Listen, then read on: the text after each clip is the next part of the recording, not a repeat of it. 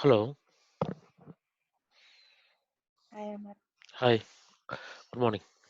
good morning. So I Good was morning, speaking. Amar. Good morning, Giri. I was speaking by muting myself. Sorry.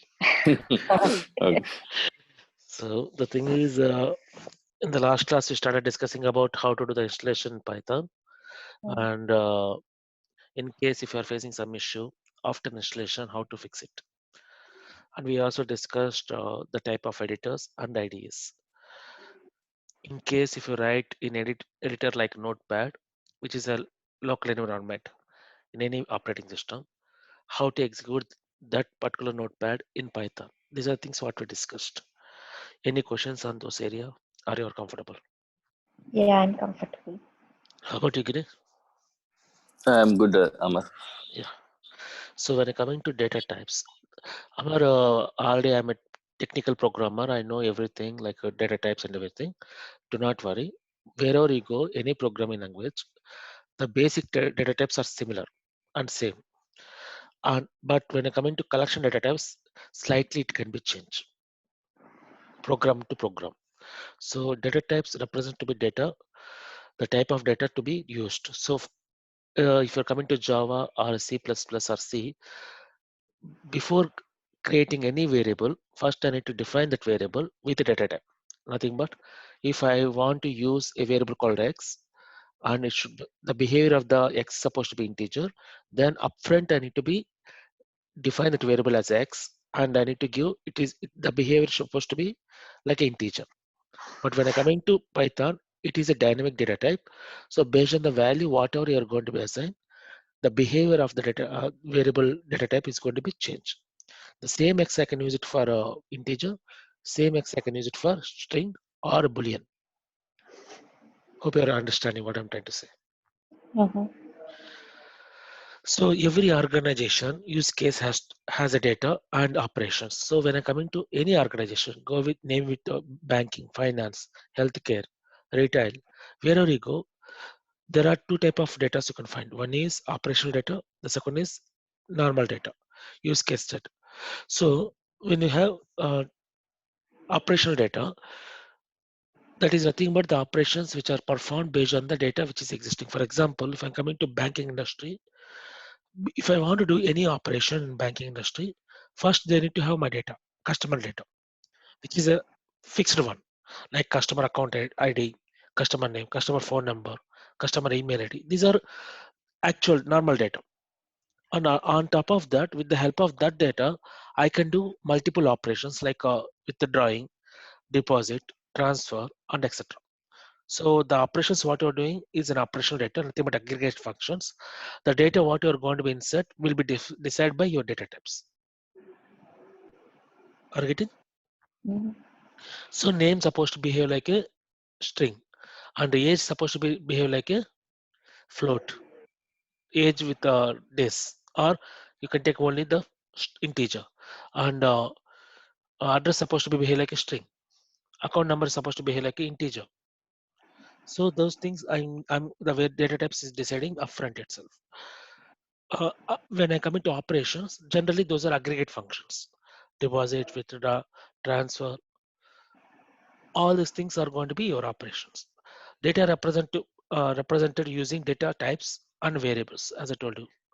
Operations represented using functions and methods. As I told you, your name is going to be stored in one variable or one table in one column. So that data type is going to be fixed. But when I come into operations, it's a deposit or withdraw or a transfer. That is nothing but an aggregate function by using some function like a sum, minus, or square root or power. What the functions I'm going to use it for do the operations. That is called functions. So when you say data can be customer name, customer age. Let me see whether it's recording. Yeah, it's recording. Customer age, customer gender, customer account number, and etc., which you're storing as a permanent information. With the help of this data, I'm doing some operations like withdraw, bank transfer, interest. Interest also an aggregation. So every 3 months or 6 months, they'll see how much amount you saved in your account, and on top of that amount, they are going to give the interest, and they are adding to your current principal amount. So that is going to be an aggregate function. Hope you are getting what I'm trying to say. So every programming language represents the data using data types. So if I want to store my name, they should have a variable to store it, and the variable has to behave like a string. With the help of this data, we do operations using functions. That's the thing. Same thing. The same three slides are same. So other programming languages, compared to other programming languages, what Python can do in the sense. So in other programming languages, specify the data type before starting any program. For an example, first I need to define integer, x has to be defined, then I need to be store it. And float y is supposed to behave like a 10.1. String z equal to Amar. Now what is happening means x I can able to use it as an integer only. I cannot use it as a float or string. Why I need to be use it as a float only? I cannot use it as an integer or a string since it is defined variable. But when I coming to Python, it's supporting a dynamic data types x equal to 10, y equal to 10.1, z equal to Amar. So Amar I can assign to x and 10 I can assign to z. So since the values are changed, shuffled from one variable to other variable, the behavior of the data type for a particular variable will be changed. It's a dynamic. Clear?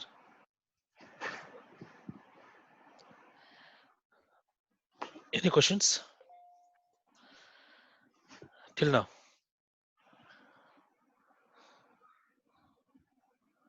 So I'm No, going. Amar. Okay. Now you can see here x equal to 10. I'm just storing a variable value called 10 to x. Now when you see print type of x, type is not going to tell you how the variable has to behave. So now you can see it's behaving like an integer. Now if you say, where is this? X equal to Amar, print, where is this type of x? You can see when as a different value called Amar, which is a string, the behavior data type of a variable is changed to string from the integer. So this is called dynamic. I did not define whether the x has to behave like integer or a float upfront before writing any program like other programming languages. That is the reason Python is also booming. And by using a type of x, I can able to get the information how the variable is behaving, whether it is behaving like integer or string or a boolean or anything. So in Python, integer, string, float, we call it as object. We call it as objects. So represented by predefined built-in classes. So when I come into Java or C++, we call it as classes. So which class the particular variable is. So data type is. So we used to call that one. So the same class is a predefined inbuilt function Python, but we name it as object. So the object you can see here. So you can see though you are finding a class, this is an inbuilt function which is already available in Python. So this is the object, string, integer, or a boolean, whatever you are going to see, we call it an object in Python. Now let's see simple example. When we type x equal to 10, how I'm defining my variables in the sense x equal to 10 in Python, what will happen in the sense there are two functions will happen. One, 10 will be assigned to x will behave like a integer because 10 is an integer value, and there is an id will be created internally in the sense though for a front end screen you're saying x is assigned to 10, but in the back end it will not 10 will not be assigned directly to x. There will be an id which is going to be generated for 10, a physical id. That id will be represented to x. So let me show you. So x equal to 10. So according to you, if you see in other programming languages, 10 is assigning to 10, x. But when practically what is happening means print of x, print of id of x, the physical location where x is stored. You can see one address is created. So generally what is happening means when you entered any value, it can be a string, it can be integer, it can be any number, any value. In a physical address will be created. So the physical address will be represented to your X. So whenever you X call, the system is going to read this address, and this address has stored the 10 value. So 10 is going to be called as an outcome. Are you getting? Yes, Amma. So for an example, I am calling y equal to 10. Example. Now when you see print of id of y,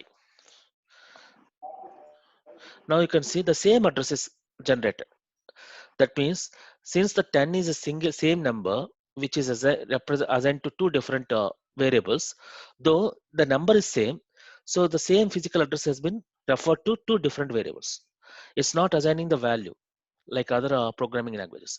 If I'm coming to other programming languages, the memory is getting utilized whenever if you are doing multiple times. But in Python, we have we have optimization where when you have single value, similar value for representing to multiple variables, then same address will be referred. That means you are storing the value in a particular address. That address will be represent to your different variables. Giri and Yamini. Yeah, I know. In case if you have, as I told you, Python is a case sensitive. If you have any case sensitive information, for example, X is referred as small letters Amar, and I have Y equal to capital letters Amar, then both are different. Both are two different locations, different addresses we have it. Let me show you that.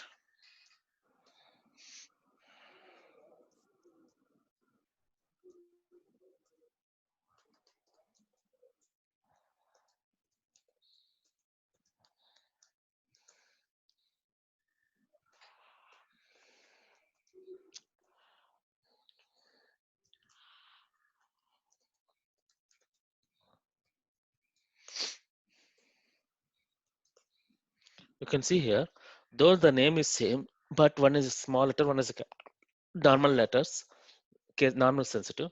So system stored to identified both are two different names or two different values. So system automatically generated two different addresses. If I have small a instead of capital A, the system automatically assign the same name. Got it right? What I'm trying to say. Mhm. So internally the object will be created and store the value of 10. So the object is nothing but the address, physical address where you are referring. The object get one address in a physical memory. This address will be referred to your X. It's saying that the 10 value will not be assigned to X directly. The 10 value will be stored in physical memory with some address. That address will be referred to your variable. Clear? Yeah. Do I need to know this one means if you're coming into data science terminology, I don't require. But when you are coming as a Python developer, it is required. The reason is if you want me to retrieve the data which is already deleted. For an example, last year Yamini salary was some X amount. Now it got revised to Y amount in 2020. So what is happening means your X amount will be updated as Y amount. Am I right? But due to some reason, I want to retrieve the X amount. Maybe your company wants to have generate a new report which has to have a past history, past salary and current salary. So past salary is already updated with the new information. So how can I able to retrieve the last one, previous one? Are you getting my point? Mhm. Giri and Ramani, are you getting? Yes. So if you're a Python developer, I'm expecting this kind of information. How can I go back and extract the data which is already deleted? Is it possible to delete? And if possible, what extent I can go and delete, retrieve the data? That is also important. Are you getting my point, right? Mhm. So the same thing I just showed you in a IDL system. So x equal to 10, print of x. Print of x is going to be give the value whatever you have in address. So the content. So the content is 10. So system is showing us 10. The ID of X is going to tell you the address, the physical address where the content has been stored. So the address is going to be ending with 320. The content is 10, which is stored. The type of X is going to tell you whether the data type, whether it is going to be integer or string, whatever it may be. Clear, right? Any questions? Good. So what if I'm coming to a different example, like X equal to 10 and Y equal to 20? How many objects will be created means, and how many addresses will be created in Python? In the sense, 10 and 20 both are two different contents, two different values. So two different objects will be created, and two different addresses will be created. So you can see here, same X equal to 10, Y equal to 20, print of X, print of ID of X, print of type of X, print of Y, print of ID of Y, print of type of Y. Mhm. So if you see here, the 10 value content is different to 20. So 10 is going to be stored in single one address, 20 is going to be stored in different address. Are you getting? Yeah. Though both are integers. So you're getting two different objects, and every object have a different address. So you're getting two different addresses. Okay. Giri, if I'm going fast, let me know. Okay. So X equal to 10 and Y equal to 10. So there are two different values, sorry, similar value. I'm assigning to two different variables. So in this scenario, how many objects will be created? How many addresses will be created means single address, because X is the single content which are assigning to multiple variables. Mm-hmm. So,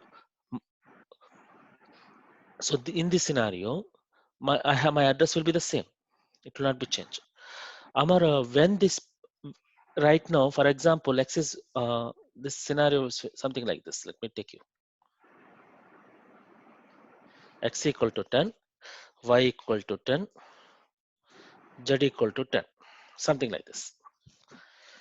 Now print X comma type of X, ID of X.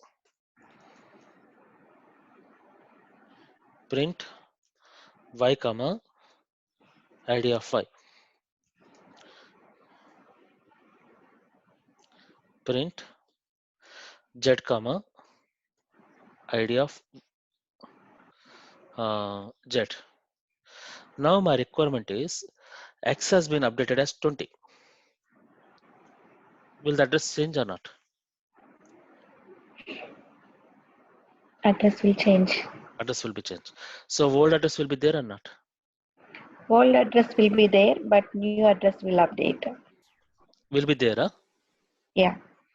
Because the 10 ID, the address is unique, right? Once we assign, that won't change. Perfect. So when address will also change actually. The reason is X is stored with new data called 20. Let me show you.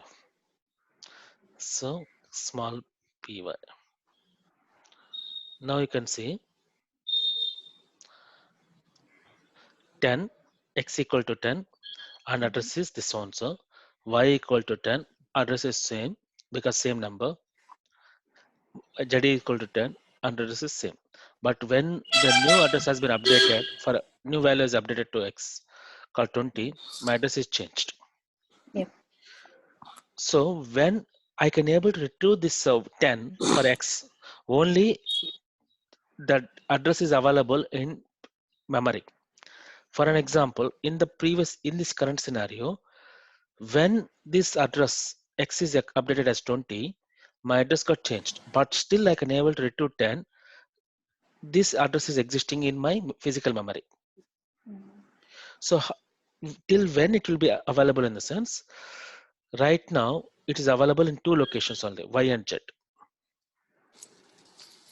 Are you getting my point? Mm-hmm. So if I'm coming here,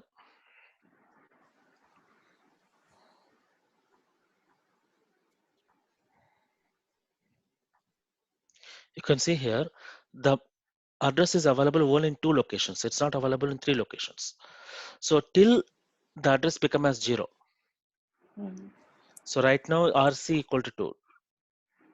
So count is 2, right? Mhm. Earlier count was 3, and since I changed for one variable the value, so count become as 2. Mhm. Till it becomes 0, in a physical memory, the address will be maintained. And you can able to retrieve by using this address ID. Mhm. There is a concept in Python called garbage collection. So by going when we are entering to the garbage collection, I'll explain more about these addresses, how to retrieve it. Okay. So, but right now, just for information purpose, so till in a physical memory, the address is available, nothing but count equal to 0. I can able to retrieve the data. Whenever the address has become as 0, the count has become as 0, then I cannot able to retrieve because Mhm. it is vanished from my physical memory. Okay. Clear? Yeah.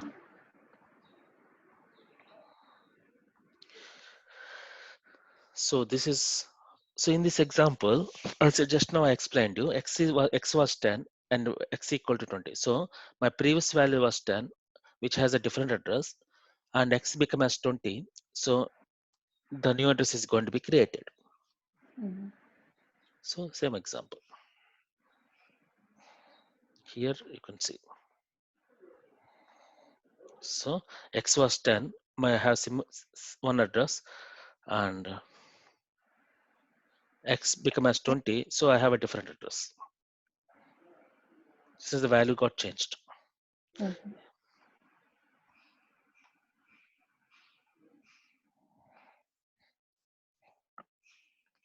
So as I told you, the count is going to be when what will happen to 10 in the sense I can able to retrieve uh, the data. Retrieve the data means I'll say yes. It is possible with the help of reference point in garbage collector. So garbage collector is a different concept in Python. The data which was not utilized or removed from the variable, the addresses will be stored in garbage collector in the and nothing but the particular concept. And in that concept we have a sub concept called reference point. So with the help of that I can able to retrieve the data. So when I coming to the example like Amini salary in 2019 was maybe 7 lakhs, and it got updated as 8 lakhs. So can I able to retrieve the 7 lakhs data means yes, I can able to. So if the reference point the count become as 0, then I cannot able to. Mhm. Clear? Yeah. So when I coming to recap of the concept whatever we discussed so far. So if x equal to 10 and y equal to 20, what will be happen means there are two addresses will be created, two variables with two different values, then two objects will be created with two different addresses. If x equal to 10 and y equal to 10, two variables with a single address will be created. If x equal to 10 and again updated as x equal to 20, one variable with two different values and two objects will be created. The previous object will be removed because 10 was not referred to anywhere else. So count is going to become 0. So automatically the 10 will be vanished from the reference point. Mhm. Clear? Yeah. So when coming to data types in Python, there are two type of data types. We have it. One is a fundamental data types, which is nothing but a string, integer, float, and boolean, Mhm. where you can hold only single value. So Mhm. x equal to 10, y equal to 10.5, z equal to amar, and a equal to true. All are single values. If I able to store one single value, those are comes under fundamental data types. And there is another type of data type that's called collection data types. Collection data types are nothing but holding multiple values together. Mhm. So for example, you can see here x equal to 10, 20, 30, 40, 50, 60, and so on. So, or multiple number of records. You Mhm. have 1 lakh records in Excel file. So holding multiple records or multiple columns together can be a collection data type. Clear? Yeah. So when you come to collection data type, there are different concepts like a string, integer, and float. In fundamental data type, in collection data type, we have list, tuple, set, and dictionary. List, you can able to identify whether it's a list or a tuple or set. I'm not going detail, maybe 3 hours or 4 hours session on these 4 concepts, but just for information purpose, list is nothing but you can able to identify with the help of square bracket. So for an example, let me show you. X equal to square bracket 10 comma 20. So it is holding multiple values now. Print type of X.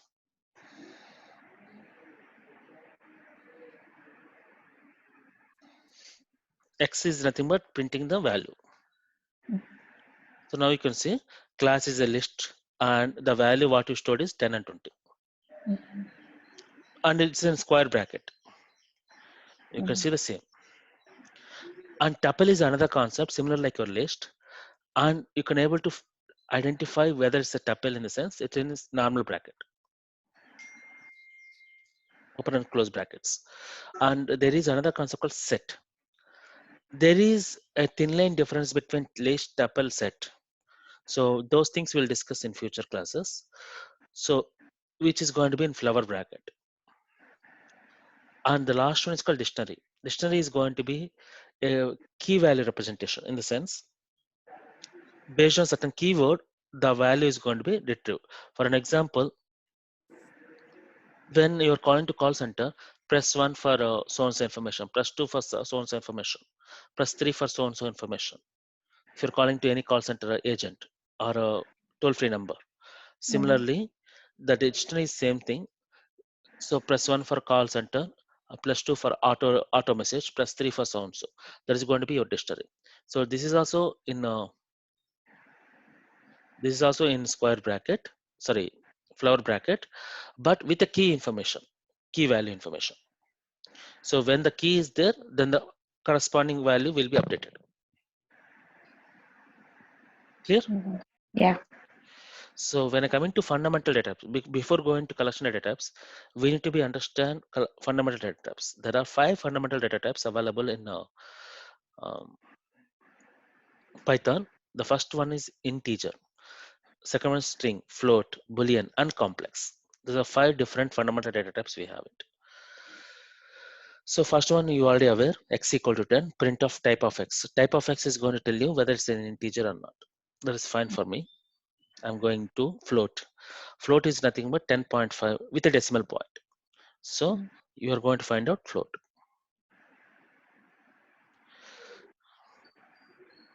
And boolean is going to be tell you whether the value is a true or false. If you want to store some kind of 1 or 0 or a true or false, then we call it as boolean one. The one thing you need to be understand in Python is in a true or a false, the first letter is going to be capital. So in a true, the first letter is supposed to be capital. T has to be capital. In a false, F has to be capital. Then system will take it as boolean, or else system will not consider. For example, x equal. For example, I'm taking as true. Right now, system is not identified. It is a boolean, or it is not considered as a string. The reason is string always have single or double or triple quotation. But right now, system is going to show an error. Print of x, print of type of x. Now, when I'm trying to save, system will show an error. You can see true is not defined. And Python has an intelligence in which line the error is.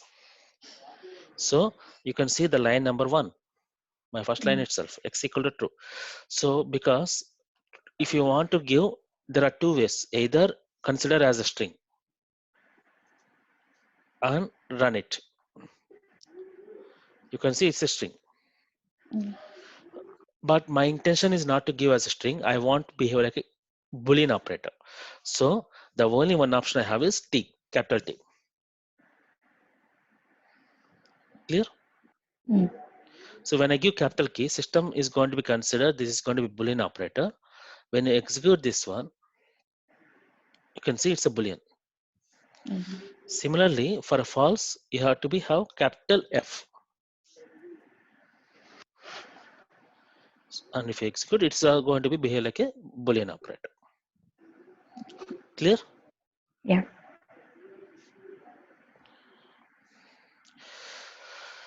So same thing I explained here, data types. And one more thing, I just explained you the concept. For an example, you are a developer and you want to give some communication to the people who are monitoring the program, or for yourself you want to have some quote comments within the program for your retrieving purpose. So the comment can be write it like this. So testing program, something like that. If it's a one line comment, if I have multiple comments, just give triple quotes. You can write whatever you want.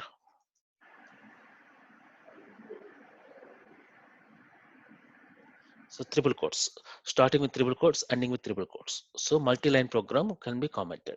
So with the help of this, I can able to understand what exactly the program contain. Mm. Single line program, single line statement, you can give it the hash prefix with hash. If it's a multi-line, triple quote, you can do it. Clear? Yeah. Now you may have one question here. So I can use single quote, double quote, or triple quote for my requirement. So which one to be choose? Three are the same functions, right? So you can see here in my current screen, x equal to single quote Amarnath, y equal to double quote Paritala, and z equal to triple quote Venkat. Mhm. So when you see the outcome, the three are nothing but strings only, and three are giving the outcome. So when to choose single quote, when to choose double quote, when to choose triple quote, in the sense, when you have a string within the string, nothing but nested strings. Those scenario I can use single quote and double quotation bifurcation. If you can see here, I have some code, some function called execute. Within double quotation, I'm going to insert employee table in bracket the string name Amarnath, Paritala, Venkata. So in the main string, I have substring. Mhm. So those scenario to give the differentiation between one string to other string, I can maintain double quotation and single quotation and triple quotation. Clear? Yeah. Any questions from anyone, or you are good to go? Yeah. Good to go. Yeah. Each character of a string is identified accessed by unique index. That means I have Amarnath. So this Amarnath, each letter I want to be call it and display somewhere else. In the sense, I can able to call each and every word in my value by using index. There are two type of indexes we have. One is a forward index. Second is a backward index. Forward index in the sense, the letters start from right to left. Left to right. From the letter from the A to H. So in Amarnath, the first letter is going to be 0 and the last letter is going to be the N. 0 to N it will be. And backward index in the sense, it will start from H to A, right to left. So the index will start from -1 to -N. Clear? Yeah. So you can see here, I given a snapshot for you. So I have a test called AMAR, AMAR, and I'm storing in a variable called X. It's an Excel, so you may feel uncomfortable. So forward index is nothing but the first index is going to be 0. First letter is going to be 0. I can able to retrieve it. Second letter is going to be 1, 2, 3, and so on. So the last letter is always N minus 1. So since I have 4 letters, AM, AR, but it's ending with 3. The reason is the forward index always starts with 0. If you want to retrieve the last letter by using a forward index, give a number N minus 1. Backward index in the sense, it's always start from right to left. So if you want to retrieve the last letter, use -1 and it will be keep on increasing. -1, -2, -3, and -4. Clear? Yeah. Now how to retrieve A from this one in the sense, you can use flower bracket. For example, x equal to Amar. I want to retrieve first A. So print x of 0. It's in square bracket.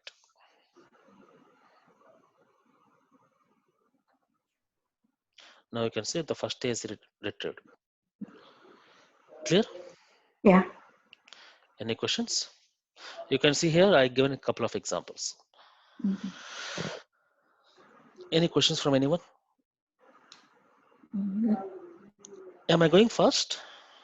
No, I'm good. What about Giri?